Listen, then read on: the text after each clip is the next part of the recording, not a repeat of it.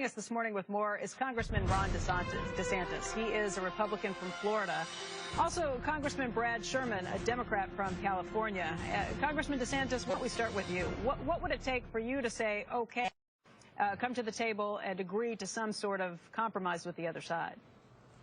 Well, you know, it's interesting. We've actually been moving a lot of different bills in the House. We've moved off our initial position. The most recent CR we sent to the Senate would have funded all operations of government on two conditions. One, that members of Congress actually live under the law that they passed and not get an illegal bailout. And two, that individuals receive the same one-year delay of Obamacare's individual mandate that the president unlawfully gave to big businesses. So we think that was very reasonable.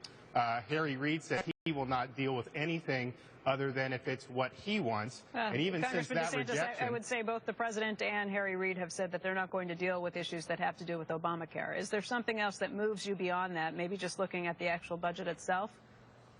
Well, since that point, we've moved spending bills to address the specific things that the president has enumerated are problems because of the shutdown. Veterans payments, we passed a bill for that. National Guard, we passed a bill for that. Kids with cancer, passed a bill for that. So I think the Senate should take those up, enact those, and so we can take the issues we agree with and just get those off the table and not allow that to get hung up in this. Congressman Sherman?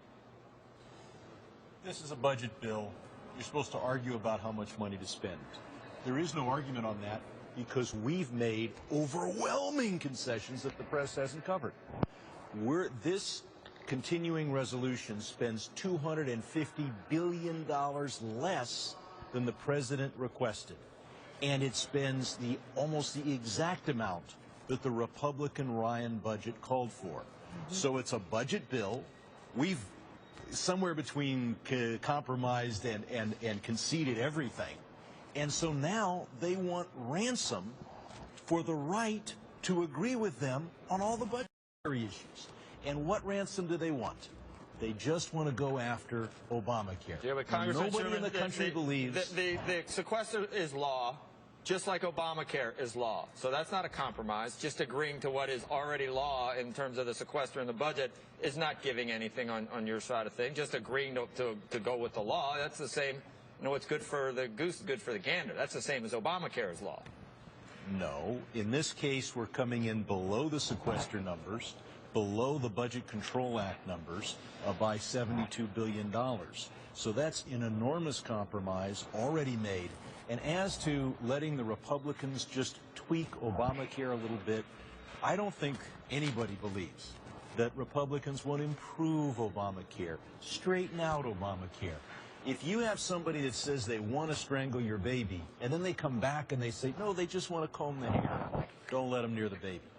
Let me take you gentlemen to the default issue, the debt default issue, because the budget is one thing.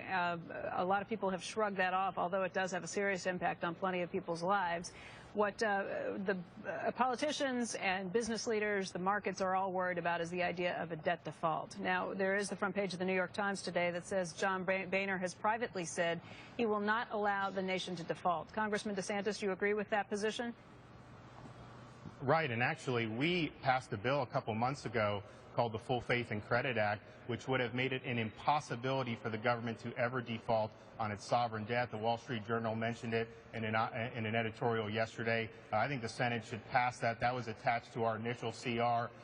Default on sovereign debt, I think, would not be good for the country, and I don't think we want that. I think it's more than just a default on the sovereign debt, though. I mean, I'm talking about the broader issue of a debt default. Would you separate the CR from the entire issue of the budget, lifting the default limit, the debt limit? My initial idea was to take each individually, do the CR, get that done, then move on to the debt limit. But I mean, default is you're defaulting on the debt that you owe. You know, if you make a payment late, I don't think that would be good, but I think that's different. I think our bill provides insurance for that, and I think the president was trying to essentially scare the markets the other day. Would you go along with a clean lift of the debt limit? Let's forget about the CR for a moment. Would you go along with a vote on just cleanly lifting the debt limit? Would you agree with that?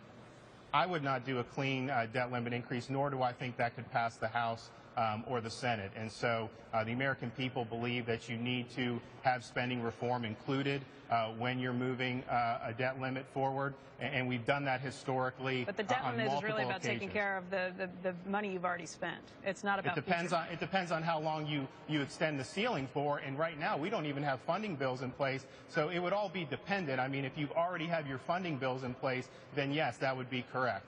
Congressman Sherman, where do you think we eventually wind up? How long do you believe the government will be shut down?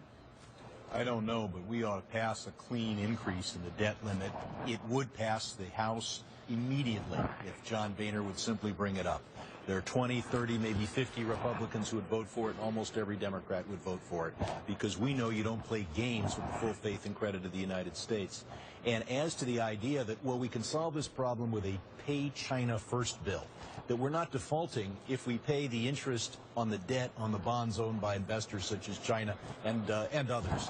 But we're not in default if we don't pay Social Security checks. We're not in default if we don't pay veterans benefits. That's a default, too, and I think the market would take it the same way. But here on the investor channel, there may be a little focus on, will the investors get paid?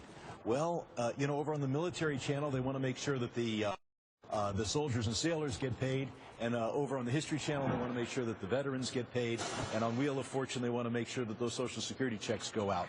It is not a solution to this debt limit to say we'll pay the bondholders and we won't pay Social Security benefits. Well, our bill actually prioritizes Social Security payments too, as well as military pay and Medicare, so we're in agreement that that's an important. I think the bill answers that question. Once you do that, you run out of money for the FBI and veterans benefits.